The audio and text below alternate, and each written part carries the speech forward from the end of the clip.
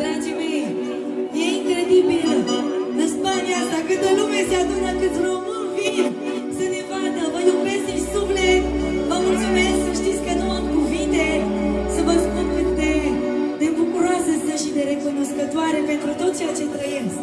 Sper că vă bucurați în egală măsură cu noi și sper că o să iasă cea mai frumoasă seară pentru dumneavoastră.